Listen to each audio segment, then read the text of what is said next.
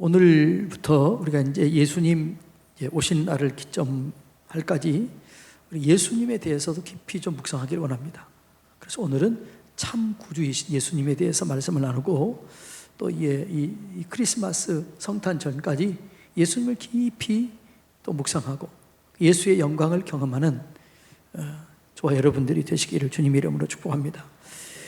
지난번에 장로님들 수련회에 가서 예수님 안에 있는 능력에 대해서 얘기했더니 많은 분들이 피드백을 그러더라고요. 아유, 이런 능력이 우리에게 있는 걸 몰랐다. 너무 감사하다. 또 이런 얘기를 또 하시는 분들도 있더라고요. 예, 그러니까 여러분, 우리 예수 안에 있는 이 능력, 예수 안에 있는 이 영광, 이거를 잘 이게 내가 마음에 알고 그리고 경험하시기를 주님 이름으로 축복합니다. 자, 예수에 대해서 말씀 나누는데 예수란 뜻이 뭐죠? 예, 예수란 뜻은 마태복음 1장 21절에 보면 아들을 낳으리니 이름을 예수라 하라. 이는 그가 자기 백성을 죄에서 구원할 자이심이라 하니라. 예수의 뜻이 뭐예요? 죄에서 구원한다. 구원자, 이게 예수입니다. 예. 그러니까 예수님이 이 땅에 오신 목적은 죄에서 구원하기 위해서 오신 것입니다. 그러니까 인류는 이제 모든 사람이 죄가 있잖아요. 의인은 없나니 하나도 없다. 모든 사람이 죄를 범하였음에 하나님의 영광에 이르지 못했다. 이렇게 나와 있어요. 그런데 예수 그리스도께서 이 땅에 오셔서 우리 죄 문제를 완벽하게 해결하신 줄로 믿습니다. 네. 그러니까 오늘 본문에 보니까 그러므로 자기를 힘입어 하나님께 나아가는 자들을 온전히 구원할 수 있으니 이는 그가 항상 살아계셔서 그들을 위하여 간구하십니다. 그러니까 여러분, 예수님이 이 땅에 계실 때 우리를 위해서 구원을 완성하셨습니다. 다 이루었다 이렇게 말했습니다. 그리고 지금은 하나님 우편에 계셔서 우리의 구원을 위해서 간구하고 중보하고 계십니다. 예. 그래서 여러분, 예수님이 하신 일이 뭐냐 그러면 세상 죄를 지고 간 거예요. 예수님을 보고 요한이 뭐라고 그래요? 보라, 세상 죄를 지고 가는 하나님의 어린 양이로다 이렇게 얘기합니다. 예수님을 보고 뭐라고요? 세상 죄를 지고 갔다는 거죠. 그러면 세상 죄 속에 여러분의 죄가 포함돼야 한대요? 포함이 되지요. 자, 이겁니다. 이것이 여러분의 죄라면 이 죄를 예수님이 가지고 가셨어요. 그리고 십자가 위에서 이 죄와 함께 못 박혀 죽으신 거죠. 할렐루야. 그래서 우리의 구원은 예수 외에는 구원이 없습니다. 죄 문제 해결은 예수밖에 없습니다. 그래서 사도행전 4장 12절에 보면 천하 인간에 구원받을 만한 다른 이름을 준 적이 없다. 그러니까 예수 외에는 다른 구원받은 이름이 없는 거지요. 내가 길이요 진리요 생명이니 나로 말미암지 않고는 아버지께로 올 자가 없느니라. 아버지께로 갈 자가 없는 거지요. 예수 그리스도만이 우리의 완벽한 구원을 이루시는 분이신 줄로 믿습니다. 예수 그리스도만이 우리의 죄 문제를 해결하신 거지요. 네. 자, 그래서 마태복음 20장 28절 한번 읽어볼까요? 시작. 인자가 온 것은 섬김을 받으려 함이 아니라 도리어 섬기려 하고 자기 목숨을 많은 사람의 대속물로 주려 함이니라. 인자 오신 목적은 뭐라고요? 자기 목숨을 많은 사람에 위해 대속물, 대신 속했다는 거죠. 대신 제물이 됐다는 거죠. 내가 죄의 싹은 사망입니다. 내가 죽어야 할 그 죄, 내가 받아야 할 그 저주, 그걸 누가 대신 받으신 거예요? 예수님이 대신 받으신 거예요. 그래서 갈라디아서 3장 13절 그리스도께서 우리를 위하여 저주를 받은 바 되사 율법의 저주에서 우리를 속량했다는 거죠. 대속했다는 거죠. 네. 그래서 예수님께서 내가 받을 저주를 대신 받아 죽으신 거죠. 그래서 요한복음 3장 14절에 보면 모세가 광야에서 뱀을 든 것 같이 인자도 들려야 하리니, 그러니까 뱀은 저주를 상징한 거죠. 예수님이 내 대신 저주를 받으신 거예요. 어디서요? 십자가 위에서. 그래서 내 저주가 끝장이 나버린 거예요. 내 저주가 끊어진 거죠. 그래서 예수 안에서 완벽한 구원, 대속, 죄 문제가 해결된 겁니다. 예, 그거 위해서 오신 거예요. 그걸 기념하니 하는 게 뭐예요? 성탄절입니다. 예. 그래서 모든 죄를 사하셨습니다. 히브리서 10장 12절을 보면 오직 그리스도는 죄를 위하여 영원한 제사를 드렸다 얘기했어요. 자, 다시 한번 얘기합니다. 지금은 좀 거리두기를 해야 되니까 구약의 제사는 뭐냐 그러면, 그러니까 구약뿐만 아니라 5대양 6대주 6대륙을 다 보면은 흔적이 있어요. 그 흔적. 피의 제사예요. 피의 제사. 제가 인도에 갔는데 인도에도 피의 제사를 드리는 거죠. 인도에도 양을 잡아서 죽이는 그 피의 제사가 있더라고요. 그 원형은 어디? 원형이 성경이에요. 원형이 창세기. 그러니까 어떤 사람들은 야, 이 유대만 그런 게 아니고 다른 나라도 있던데 그 원형이 뭐라고요? 성경이에요. 인간이 죄를 범했을 때 양을 잡아서 가죽 옷을 입혔습니다. 가인의 제사와 아벨의 제사가 있는데 가인의 제사를 받지 않았던 이유는 뭐죠? 가인과 그 제물. 아벨의 제사를 받았던 이유는 아벨과 그 제물이에요. 그러니까 그 자신과 제물이 중요해요. 제물. 그 제물이 뭐였어요? 양의 첫 새끼를 잡아들인 거지요. 여러분, 아벨과 가인이 살았을 때는 양을 먹었을까요? 안 먹었을까요? 네? 그때는 고기를 먹었을까요? 안 먹었을까요? 성경에 보면 안 먹어요. 언제부터 먹나요? 노아 홍수 이후부터 먹어요. 모든 씨 가진 열매를 우리에게 먹거리로 주는 거죠. 그런 노아 홍수 이후에 내가 동물을 내게 준다 이렇게 얘기해요. 그 전에는 안 먹는 거죠. 그럼 왜 양을 길렀을까요? 제사를 드리기 위해서. 그래서 아벨과 그 제물, 가인과 그 제물이 중요한 거죠.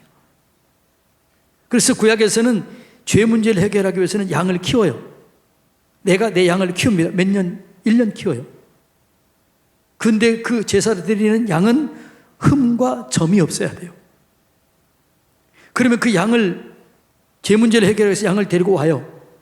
제사장이 오는 거지요. 내가 죄를 지었습니다. 그러면 그 사람에게, 양에게 손을 얹게 해요. 그리고 내가 이런 죄를 지었습니다. 싸웠습니다. 미워했습니다. 거짓말했습니다. 그럼 양에게 옮기는 거예요. 그리고 이 사람이 양을 죽여요. 그러면 양의 흠 없음과 점 없음이 이쪽으로 옮겨지는 거예요. 이해가 되나요? 그러니까 이스라엘 사람들은 세상 죄를 지고 가는 하나님의 어린 양이다 했을 때 그 말이 무슨 말인지 알았을까요? 몰랐을까요? 정확하게 알았지요. 이제 여러분은 이 세상 죄를 지고 한다는 게 무슨 말인지 이해가 됩니까? 이게 이해가 돼야 돼요. 그러니까 예수님이 세상 죄를 지고 갔다라는 거죠. 단번에 제사를 드렸다는 거죠. 내가 받을 저주, 내 죄 문제를 십자가 위에서 단번에 해결하신 거예요. 그래서 우리가 구원받게 된 줄로 믿습니다.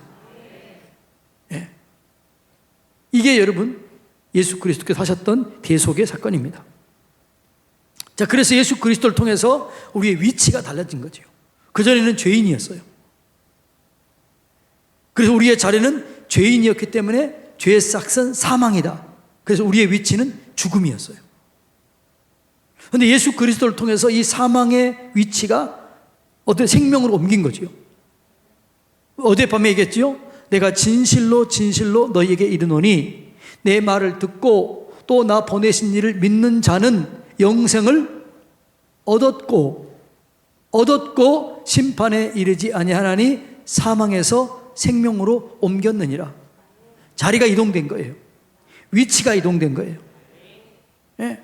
예수 그리스도 안에 있으면 내 자리는 뭐라고요? 지금 사망에서 생명으로 옮긴 거예요. 위치가 이동된 거예요. 이것을 늘 깊이 생각해야 될 줄로 믿습니다. 이걸 생각하고 감사해야 되는 거죠. 하나님이 내 위치를 바꿔주셨구나. 그리고 내 존재 자체를 바꾼 거예요. 고린도후서 5장 17절 보면 그런즉 누구든지 그리스도 안에 있으면 새로운 피조물이라. 이전 것은 지나갔으니 보라 새 것이 되었도다. 여러분은 새로운 존재예요. 죄인이 아니라 의인인 줄로 믿습니다. 하나님께 버림받은 자가 아니라 하나님의 자녀의 신분을 얻게 된 줄로 믿습니다. 그러니까 우리의 위치가 바뀌어진 거죠. 새로운 피조물이 된 거죠. 누구 안에서? 예수 안에서. 할렐루야. 이게 여러분 예수님께서 우리에게 주신 은혜요, 사랑입니다. 예.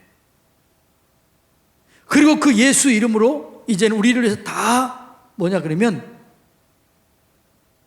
우리가 마음껏 세상에 이길 수 있도록 그 이름의 능력을 준 거예요.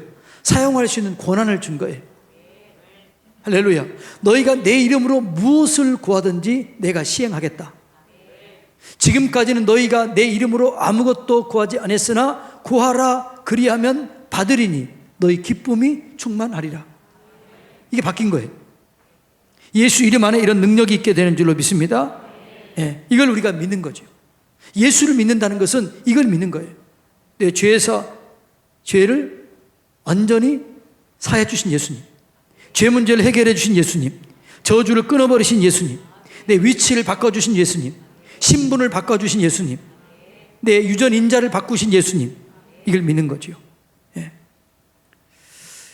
그리고 그분은 우리를 위해서 본이 되는 삶을 살았습니다. 이렇게 살아라. 그 본이 되는 삶을 살았는데, 자, 베드로전서 2장 21절 한번 읽어볼까요? 이를 위하여 너희가 부르심을 받았으니 그리스도도 너희를 위하여 고난을 받으사 너희에게 본을 끼쳐 그 자취를 따라오게 하려 하셨느니라. 예수님께서 우리에게 이렇게 살아라 라고 본을 보인 거죠. 그 본이 뭐냐? 십자가를 지신 거예요. 그래서 우리한테 뭐라고 그래요? 나를 따라오려거든 자기 십자가를 지고 나를 따라라, 이렇게 해요. 여러분, 이런 기도 어때요? 주님이 지신 십자가 나도 지게 해 주십시오. 아멘이에요? 노멘이에요? 예? 아멘이요? 주님이 지신 십자가는 주님만이 질 수밖에 없어요. 주님만 질 수 있는 거예요. 세상 죄를 어떻게 내가 져요? 세상의 죄 문제를 내가 어떻게 해결해요? 세상의 저주의 문제를 어떻게 내가 해결해요? 그것은 주님이 지신 십자가는 주님만이 질 수 있어요. 그럼 내가 져야 할 십자가는 뭘까요? 나는 내가 져야 할 십자가를 지는 거죠. 주님은 주님이 져야 할 십자가를 지고 나는 내가 져야 할 십자가를 지는 거죠. 이게 본이 되는 거죠. 그게 뭐지요? 희생하는 거죠. 사랑하는 거죠. 용서하는 거죠. 대속해 주는 거죠. 그래서 여러분, 우리가 이 본을 따라야 될 줄로 믿습니다. 십자가의 삶을 따라야 돼요. 십자가의 길을 걸어야 되는 거죠. 내가 져야 할 십자가가 있어요. 가정에서, 직장에서, 교회에서 있어요. 삶의 현장 속에서 내가 져야 할 십자가가 있는 거죠. 그래서 여러분, 우리는 교회 생활이란 뭐냐? 신앙 생활이란 뭐냐? 내가 져야 할 십자가를 지는 거죠. 가정에서 내가 져야 할 십자가를 내가 지는 거죠.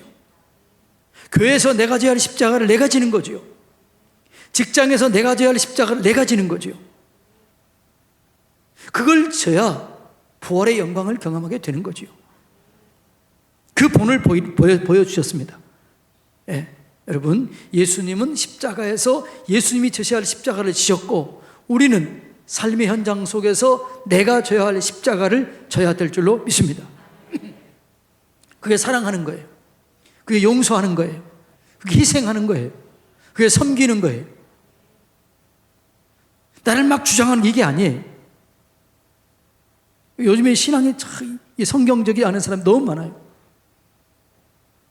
그게 기독교인 같지가 않은 거죠. 기독교는 뭐라고 해서 핍박을 당하나 조롱을 받으나 대적하지 않은 거예요. 성경이 그렇잖아요. 예수님이 십자가를 지실 때 대적하지 않았어요.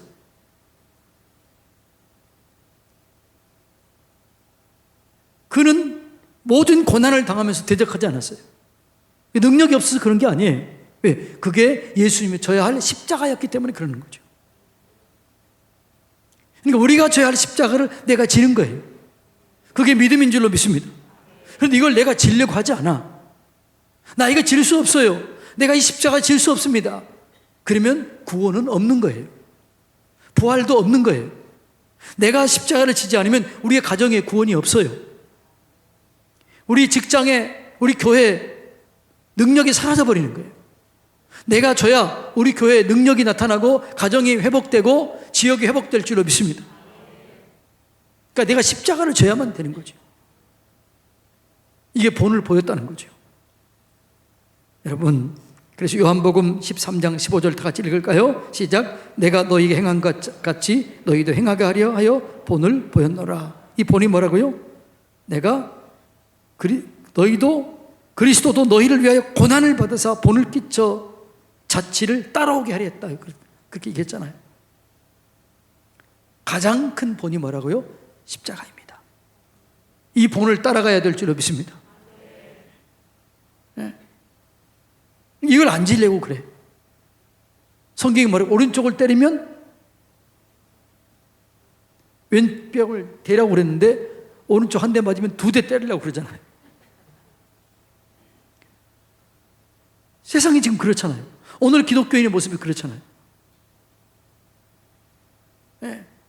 그러니까 하나님의 역사가 안 일어나는 거죠. 거기에 하나님이 어떨까요? 하나님은 그 십자가를 지는 자들 향해서 어떻게 해요? 고맙다. 나를 위해서 십자가를 져줘서 고맙다. 내가 너와 함께 하리라. 내가 너를 도우리라. 참으로 나의 의로운 오른손으로 너를 붙들리라. 십자가를 지는 자들을 하나님께서 도와주실 줄로 믿습니다. 함께 하실 줄로 믿습니다. 내가 져야 할 십자가를 지시기를 축복합니다. 때로는 비웃음을 당해도, 때로는 소외를 당해도, 때로는 무시를 당해도 내가 져야 할 십자가라면 그거 져야 되는 거죠. 핍박이 오거든 환난이 오거든 조롱을 당해도 그게 주님을 위한 거라면 받아야 되는 거죠. 예. 두 번째로 우리는 예수님의 마음을 가지라는 거죠. 십자가를 지고 예수님의 마음을 가져야 십자가를 질 수가 있는 거죠. 예수님의 마음이 뭐예요? 자, 빌립보서 5장 2장 5절로 8절 예수님의 마음입니다. 다 같이 읽습니다. 너희 안에 이 마음을 품으라. 곧 그리스도 예수의 마음이니 그는 근본 하나님과 본체시니 하나님과 동등됨을 취할 것으로 여기지 아니하시고 오히려 자기를 비워 종의 형체를 가지사 사람들과 같이 되셨고 사람의 모양으로 나타나사 자기를 낮추시고 죽기까지 복종하셨으니 곧 십자가에 죽으십니다. 아멘. 오늘 많은 사람들이 교회에서도요, 가정에서도요, 내 의견이 관철되지 않으면 막 싸워. 그거 아니에요. 주님의 뜻에 내가 죽어야 될 줄로 믿습니다. 내가 죽고 내 안에 예수가 살아야 될 줄로 믿습니다. 내가 그리스도와 함께 십자가에 못 박혔나니 그런즉 내가 사는 것이 아니요 내 안에 그리스도께서 사는 것이라. 이제 내가 육체 가운데 사는 것은 나를 사랑하사 나를 위하여 자기 몸을 버리신 하나님의 아들을 믿는 그 믿음으로 사는 거죠. 내가 죽어야 돼. 내가 죽어야 내 안에 예수가 살게 되는 거죠. 근데 안 죽어요. 그래서 교회 문제가 오늘 왜 문제가 그렇게 많아요? 내가 안 죽기 때문에 그러는 거죠. 여러분, 교회 문제를 일으키는 사람들이 열심을 내는 사람들이에요? 열심히 안 내는 사람들이에요? 열심을 내는 사람들이 문제를 일으켜요. 왜요? 자기를 드러내려고 하니까. 내가 죽어야 되는데, 열심을 냈으면 내가 죽어야 되는데 내가 살아나. 그러니까 문제가 생기는 거죠. 나는 죽고 예수가 살아야 될 줄로 믿습니다. 내가 인정받든 못했든 주님이 하시면 족하리. 할렐루야. 주님이 하시면 족하리. 이것이 우리의 신앙생활이 되어야 되는데 아니에요. 내 말이 안 듣고 내 마음대로 안 되고 내 생각대로 안 되면 거역하고 불순종하고 대적하고, 여러분, 이거는 십자가의 삶이 아니에요. 이거는 그리스도인의 삶이 아니에요. 자기 열심을 위해서, 자기를 위해서 자기 열심을 내는 거죠. 여러분, 얘가 윤석전 목사님, 제가 언제 늘 얘기했죠. 그분이 그런 얘기 하시더라고요. 자기는 열심을 내는 사람 보고 기도한다는 거죠. 왜냐하면 저 열심이 자기를 드러내기 위한 열심인가, 자기의 적극적인 성격의 열심인가, 진짜 주님을 위한 열심인가. 여러분, 여러분이 아무리 열심을 내어도 주님을 위한 열심이 아니고 자기 성격상 열심, 내게 한번 맡겨지면 나는 기질상 열심히 하는 그 열심, 나를 드러내기 위한 열심, 그것은 아무리 여러분이 일을 많이 해도 하나님 앞에서는 한 게 아무것도 없어요. 하나님께 남는 게 없어요. 오직 주님을 위한 것만 남게 될 줄로 믿습니다. 주님을 위한 것이 아니면 남는 게 하나도 없어요. 제가 지금은 장로님이 되신 분 얘기, 어느 서울에 있는 큰 교회입니다. 아주 부자인 교회입니다. 그 얘기 하더라고요. 그 교회는 체면상 일한, 자기 체면을 중요하게 여긴다는 거죠. 그러니까 뭔가 일을 맡겨주면 자기 체면 때문에 열심히 일한다는 거예요. 자기의 평판을 위해서 열심히 일한다는 거예요. 그 열심은 아무리 열심이어도 하나님은 그걸 받아요, 안 받아요? 안 받아요. 하나님을 위한 것이 아니면 그건 아무것도 아니에요. 그건 남는 게 하나도 없어요. 주님을 위한 열심히 해야 될 줄로 믿습니다. 그러면 내가 주님을 위해서 열심히 일했다. 그런데 내 말이 내가 다른 사람이 이해하지 못했다. 그래도 어떻게 해야 돼요? 내가 주님이 아시면 족하리. 주님이 아시면 되지. 이런 마음 있는 사람들 절대로 시험 들지 않습니다. 그리고 얘기했잖아요. 시험을 드는 사람은 교만한 사람일까요? 겸손한 사람일까요? 예? 자, 물어봅니다. 시험을 주는 사람이 교만할까요? 받는 사람이 교만할까요? 예? 자, 헷갈리죠? 시험을 주는 사람이 교만하다. 시험을 받는 사람이 교만하다. 1번이에요? 2번이에요? 아니면 3번이에요? 3번이에요. 주는 사람도 받는 사람도 둘 다 교만하기 때문에 그러는 거예요. 교만하기 때문에 시험 드는 거예요. 교만하기 때문에 시험을 주는 거예요. 그건 시험을 받는다, 시험 받았다 이 얘기는, 나는 시험 받았어요 이 얘기 내가 언제 했잖아요. 나 시험에 들었어요 이 얘기는 무슨 말이에요? 나 교만합니다. 똑같아요. 겸손한 사람은 시험을 절대 안 받아요. 예를 들어서 당신 왜 그렇게 부족한 게 많아? 그러면 겸손한 사람은 어떻게 해요? 너나 잘해라. 이건 겸손이에요, 교만이에요? 교만이에요. 겸손한 사람은 어떻게 해요? 맞아요, 내 부족한 게 그렇게 많지요. 나 그걸 위해서 늘 나도 기도하고 있습니다. 기도해 주십시오. 내 부족함을 채워주십시오. 이런 사람들은 시험에 들어요, 안 들어요? 절대로 안 들어요. 이런 사람은 절대로 안 들어. 근데 교만한 사람이 시험 드는 거죠. 겸손해지시기를 주님의 이름으로 축복합니다.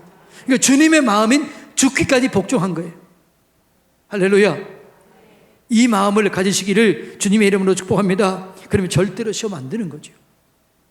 시험 들었다 이 얘기는 무슨 말이라고요? 교만하다는 거예요. 어떤 선교사님이 그러시더라고요. 이슬람권 선교사님이 한국에 와서 시험 들었대요.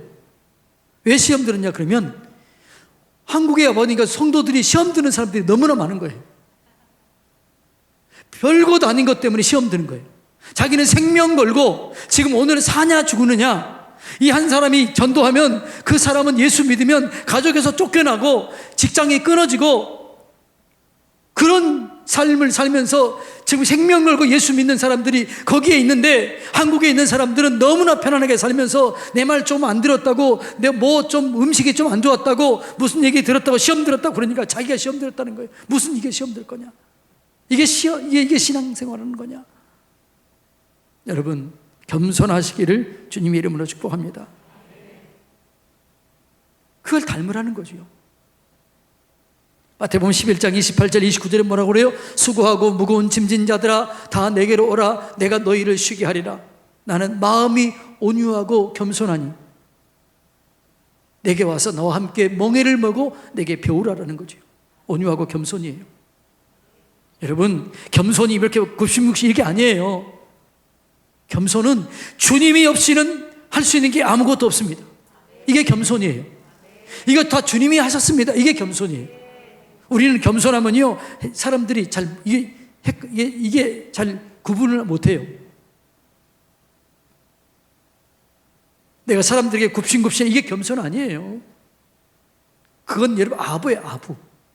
겸손은 주님이 힘 주시지 않으면, 주님이 능력 주시지 않으면 내가 할 수 있는 건 아무것도 없습니다.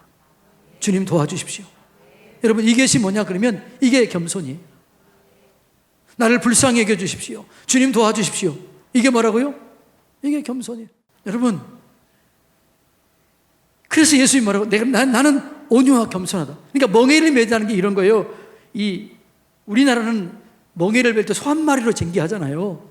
근데 이스라엘은 2마리예요, 2마리. 그래서 한 마리는 어미, 훈련된 것, 한 마리는 약간 덜 된 거예요. 같이 가는 거죠. 그래서 이게 배우는 거죠. 이 소가 여기에 대해 배우는 거예요. 그래서 그 얘기 하는 거죠. 너 내 옆을 따라다녀 봐라. 너와 함께 있어라. 죽기까지 복종하신 그 예수님을 따라 겸손하게 되는 거죠. 여러분, 그래서 여러분, 이 교만은 바로 사단의 친구가 되는 거죠. 근데 교만한 사람 옆에서 절대 조심하시기 바랍니다. 그 사람의 얘기를 들으면 안 돼요. 왜요? 그 사람은 누구의 친구예요? 사단의 친구예요. 사단과 연합한 사람이에요. 그 교만이, 사단이 본성이 교만이에요. 사단의 본성이 거짓말이에요. 교만은 그 자체가 사단의 본성이기 때문에 교만한 사람은 지금 누구와 짝하고 있다고요? 사단과 짝하고 있는 거예요. 겸손한 사람은요, 하나님과 짝하고 있는 거죠. 여러분, 누구와 짝하고 있습니까? 진짜로 그렇습니까? 하나님과 짝하시기를 주님의 이름으로 축복합니다. 겸손해지시기를 주님의 이름으로 축복합니다. 주님께서 그랬어요. 너희 안에 이 마음을 품으라. 곧 예수 그리스도의 마음이니 그는 근본 하나님과 본체이시나 동등됨을 취할 것으로 여기지 아니하시고 죽기까지 복종하셨다는 거죠. 이게 뭐라고요? 겸손이에요. 여러분, 온유가 뭐냐? 길들여지는 거죠. 뭐에 길들이는 거예요? 말씀에 길들여지는 거죠. 내가 아무리 이렇게 생각했다 할지라도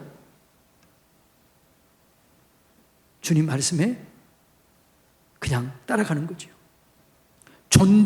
순종이라는 책이 있어요. 존 비비어 목사님이 쓴 순종이라는 책이 있어요. 근데 그 존 비비어 목사님이 이렇게 얘기를 해요. 자기가 젊었을 때, 자기가 목회자가 아니었고 젊었을 때 그 담임 목사님이 다음 세대를 위해서 뭔가를 열심히 준비하라고 그러는 거예요. 열심히 준비했습니다. 그런데 그걸 하기 전에 바로 안 하기로 했습니다. 그러는 거예요. 다 준비했는데 하지 마세요. 안 하기로 했습니다. 근데 많은 사람들이 뛰쳐나갔대요. 어떻게 이럴 수 있느냐? 그런데 몇몇 사람들은 그 권위에 그대로 순종했다는 거예요. 나중에 수십 년이 지난 다음에 뛰쳐나간 사람들 중에 하나님의 일꾼 된 사람이 한 명도 없더라는 거예요.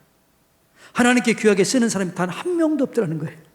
그런데 순종했던 사람, 자기를 비롯해서 순종했던 그 사람을 주님이 쓰신 거예요. 길들여지는 거예요, 여러분. 온유라는 말은 길들여진다는 거예요. 뭐에 길들여지는 거죠? 말씀에 길들여지는 거예요.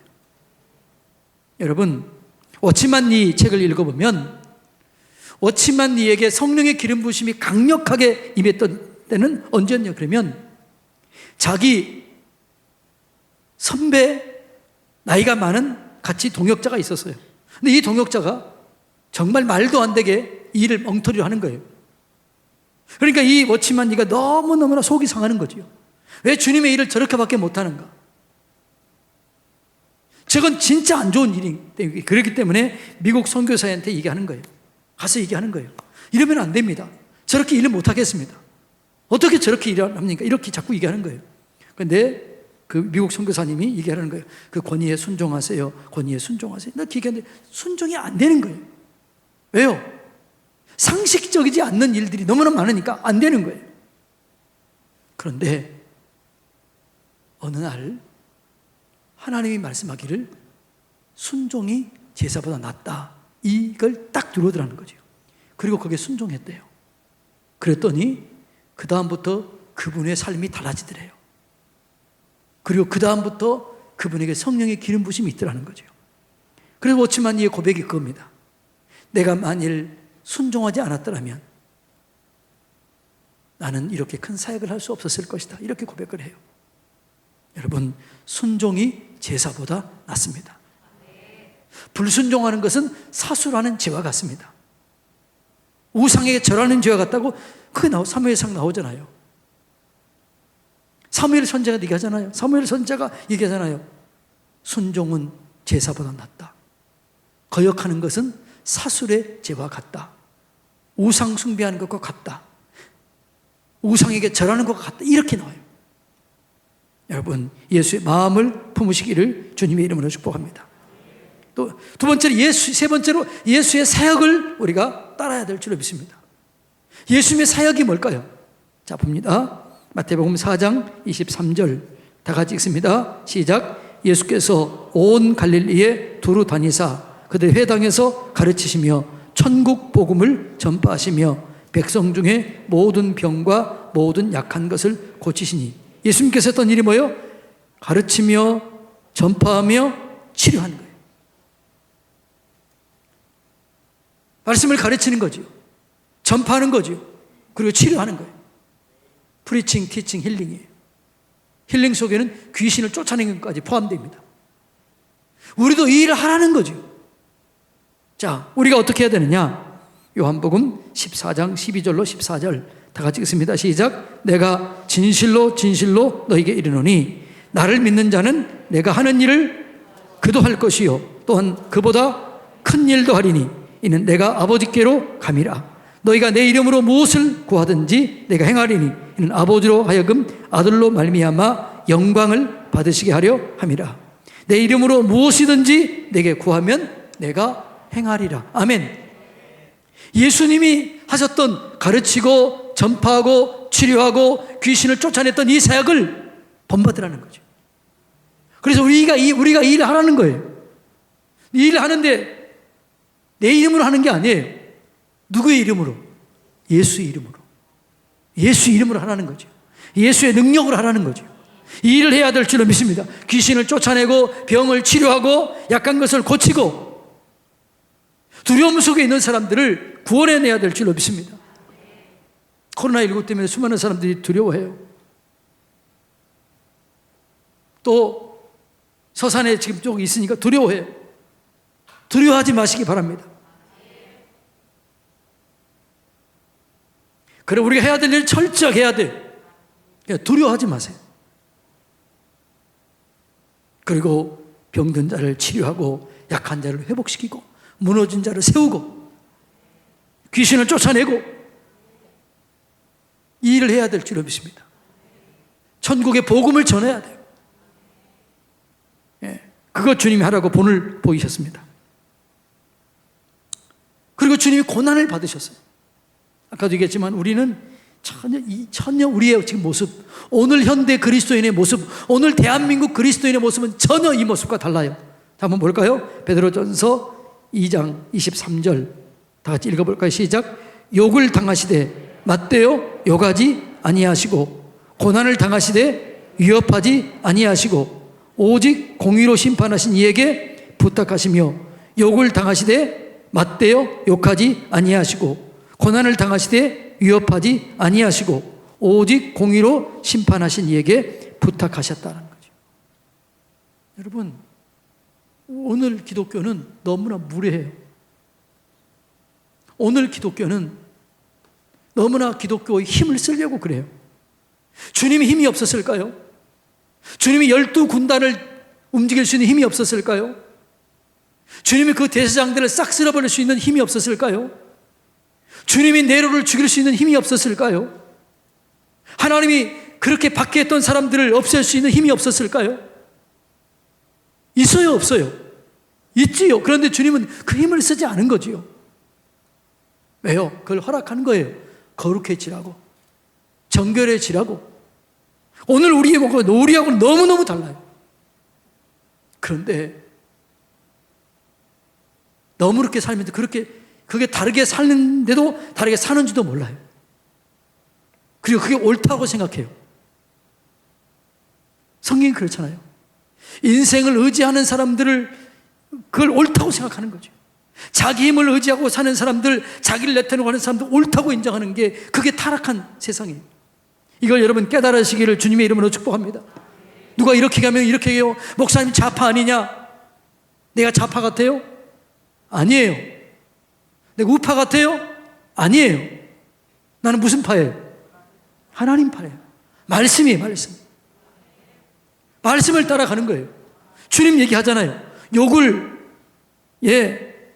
당하시되 받되 욕하지 아니하고 고난을 당하시되 위협하지 아니하고 하나님께 맡긴 거죠.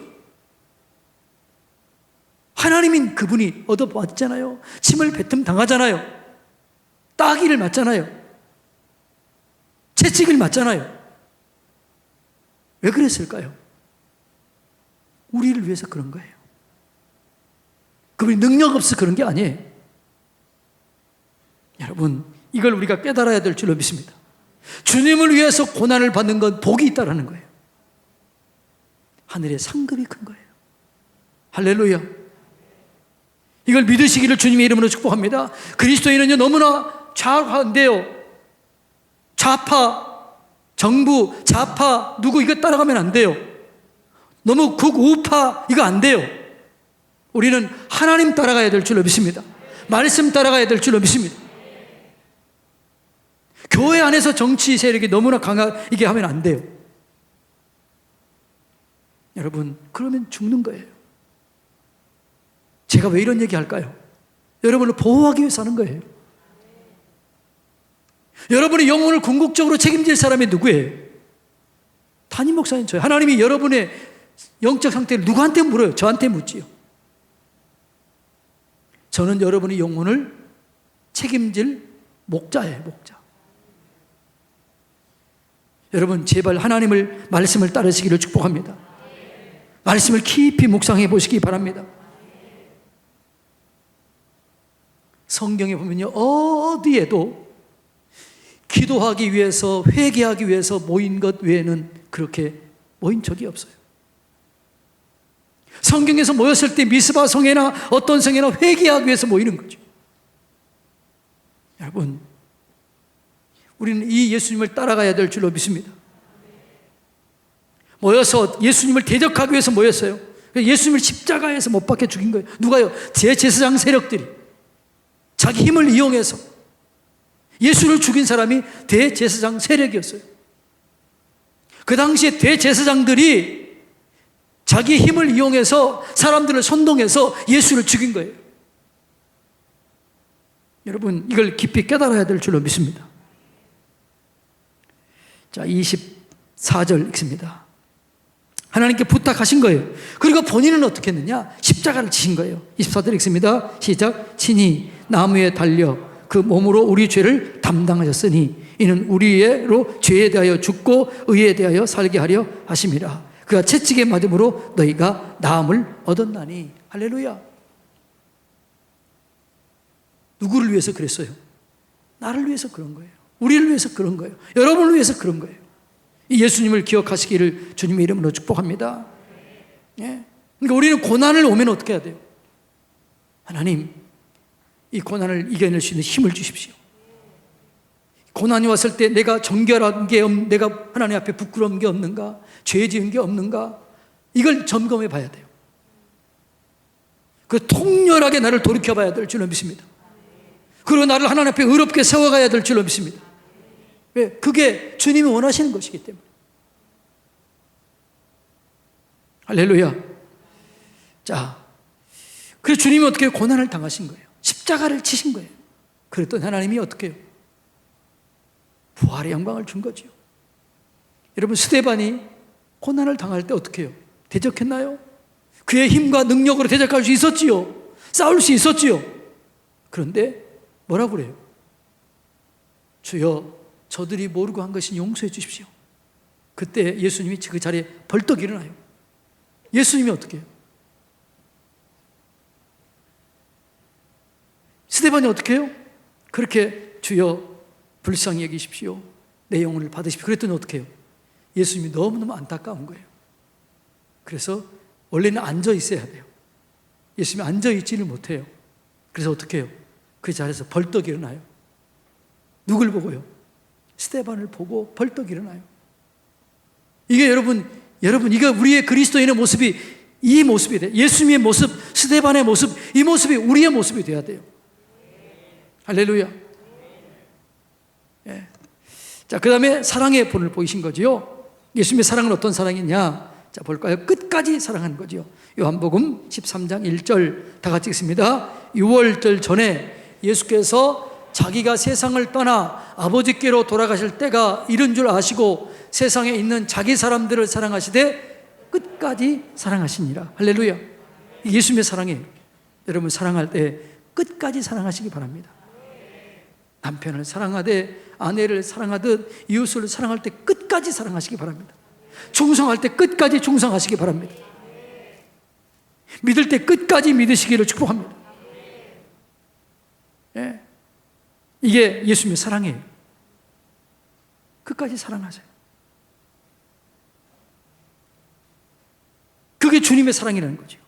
그 다음에 두 번째 사랑이 뭐냐? 요한일서 4장 10절 다 같이 읽습니다. 시작. 사랑은 여기 있으니 우리가 하나님을 사랑하는 것이 아니요 하나님이 우리를 사랑하사 우리 죄를 속하기 위하여 화목제물로 그 아들을 보내셨습니다. 예. 이 말은 무슨 말이에요? 하나님 먼저 사랑했어요. 먼저 사랑하시기를 축복합니다. 여러분이 남편과 아내 중에 누가 먼저 사랑해야 돼요? 예? 사랑이 많은 자가 사랑하는 거예요. 여러분이 사랑이 많나요? 그럼 사랑하세요. 할렐루야. 예수님은 먼저 사랑했어요. 예수님이 사랑이 먼저 사랑한 거예요. 우리가 사랑한 것이 아니라 예수님이 먼저 사랑했다고요. 이 사랑을 보이시기를 주님의 이름으로 축복합니다. 그 다음에 예수님은 인격적으로 장성한 거죠. 장성한 분량을 따라야 될 줄로 믿습니다. 다 같이 읽습니다. 자, 에베소서 4장 13절 다 같이 읽습니다. 시작. 우리가 다 하나님의 아들을 믿는 것과 아는 일에 하나가 되어 온전한 사람을 이루어 그리스도의 장성한 분량이 충만한 데까지 이르니. 신앙은요, 어린아이의 신앙이 있어요. 젊은이의 신앙이 있어요. 장성한 자의 신앙이 있어요. 우리는 무슨 신앙이요? 장성한 자의 신앙이에요. 사랑의 수고, 믿음의 역사, 소망의 인내, 이게 있어야 돼요. 이게 장성한 자의 신앙이에요.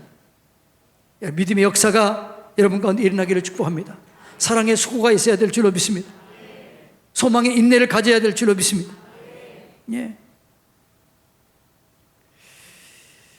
자, 예수님의 얼마나 장성한 이런 거지. 골로새서 3장 11절 다 같이 읽습니다. 시작. 거기에는 헬라인이나 유대인이나 할레파나 무할레파나 야만인이나 스고아디인이나 종이나 자유인이나 차별이 있을 수 없나니 오직 그리스도는 만유시요 만유 안에 계시니라. 차별하지 말라는 거죠.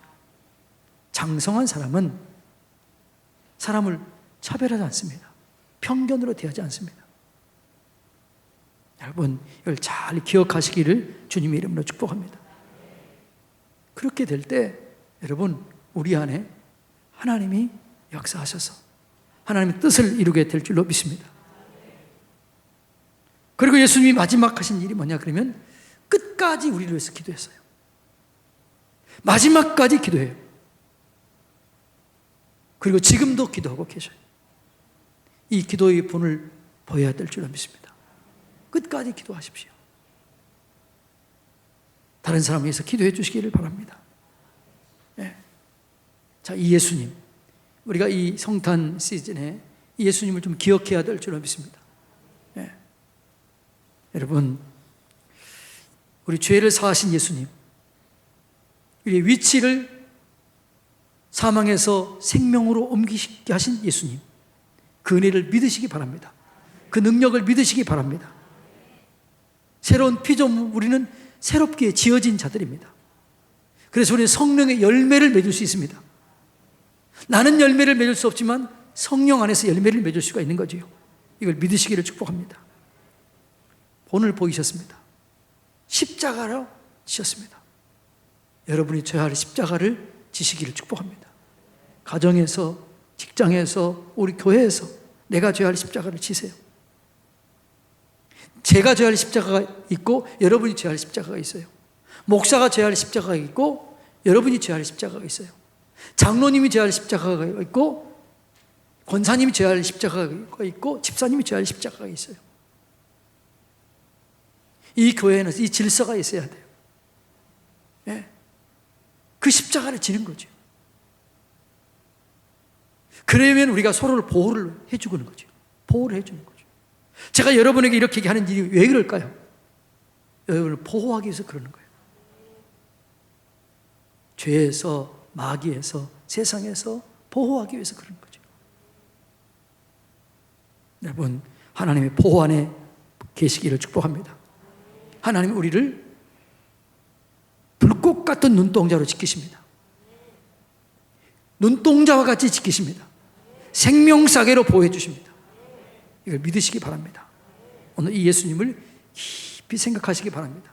오늘부터 이 금요일날은 이 예수님을 생각하는 이 시간을 좀 가질 테니까 예수를 깊이 생각하시고 예수의 은혜, 예수의 능력, 예수의 영광을 경험하시고 이걸 여러분 것으로 삼으시고 승리하시기를 축복합니다. 자, 오늘 온라인으로 드린 예비 여러분들도 똑같아요. 예수의 마음, 예수의 본 따라가시기 바랍니다. 끝까지 사랑하시기 바랍니다. 먼저 사랑하시기 바랍니다. 그 영광을 경험하는 저와 여러분들이 되시기를 주님의 이름으로 축복합니다.